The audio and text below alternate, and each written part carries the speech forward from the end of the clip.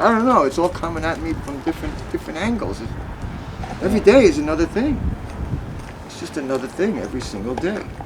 I need help, I really do. This is a really stressful, hard time for me that I've never experienced, and I've been through so much in my life. It's just been a really frustrating, horrible, traumatic time for me. I mean, I have times where I just break down because I can't control it anymore. And I think of them, what I have to do to take care of them. They're my main thing, my main purpose. But I need help. It's hard for me to ask for help. I've never asked for help. To get me through this really rough time. This is an extremely rough time for me. I know it's a rough time for everybody. I have empathy for everyone, I really do. With everything that's going on right now in our country. But I really don't have any other way to turn. You okay, baby? I have a history of cancer in my family. I mean, everyone in my family pretty much, so I've always been on guard.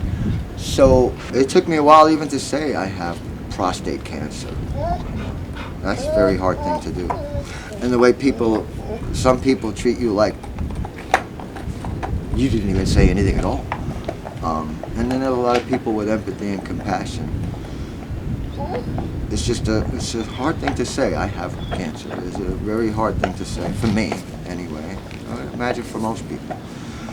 And so they're hitting me with this very heavy Lupron. It's like a chemo and radiation. And the Lupron has really, really bad side effects, and I'm getting them all. I get an injection once a month. And first, everyone told me it was going to be once every 3 months. But apparently, because I have an aggressive cancer, they wanted to attack it more aggressively, so I get it once a month.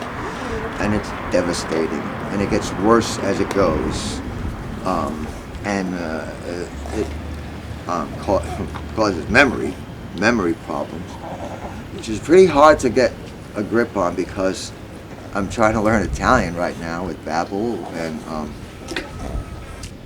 the Lupron takes away all your testosterone. That's what it does. One of the things it does is it takes away all of your testosterone, so it changes your skin, and it's just everything. I mean, everything that happens when you have no testosterone, mood, and really bad hot flashes that just come at all times, middle of the night, all night long, all day long.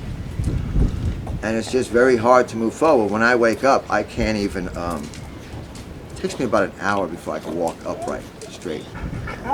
And what else was there? Oh, Lupron has a lot of side effects, including swollen ankle pain, and my ankles are killing me. It just goes on and on. Things that make it, for me, impossible to move forward. For me, impossible to take care of myself.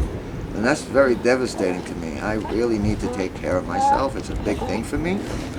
To be independent, even if I have to walk dogs, drive Uber, whatever it is. I was a colorist for many years and segueing into stand-up comedy, and this all hit.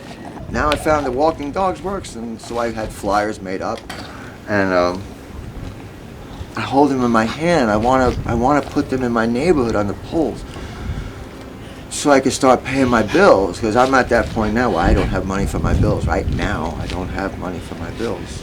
And I have a fair amount of bills that I was handling, but now all the money's gone. But I lost my train of thought again. I'm sorry, this happens a lot with this stuff.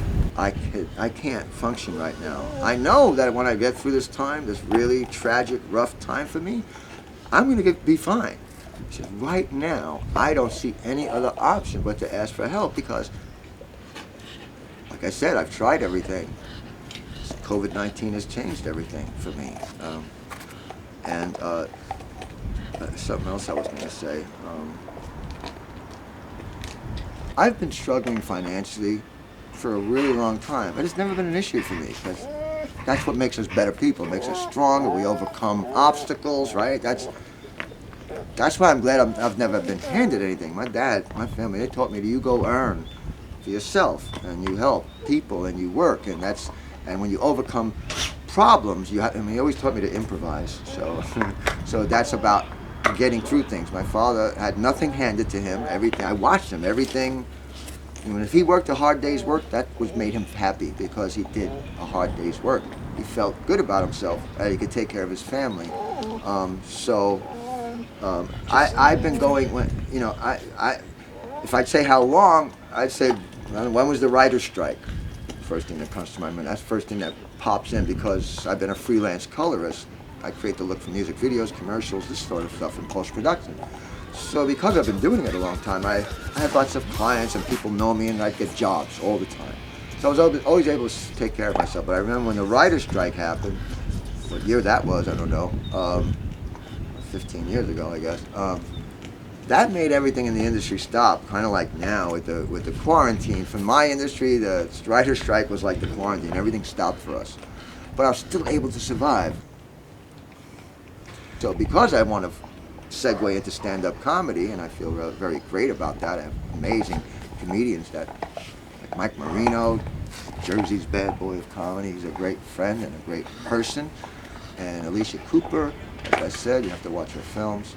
Trade, and so that is something I know I'm going to succeed in. I just have no doubt. The same drive I went into being a film colorist and working at everything in show business. I've done a lot. I used to rig Big Bird's camera on Sesame Street so he could see where he's going. I was a boom operator there. I worked on soap operas. I've done a lot. So I know when I get through this traumatic time, I have light at the end of the tunnel. I just want to thank everybody whoever's paying attention to this. I want to thank you in advance from the bottom of my heart for whatever help, prayer. I'm a big, huge believer in prayer. If you pray for me and my kids, Astro and Lily, that is huge. And whatever gifts of love you could send me, that would be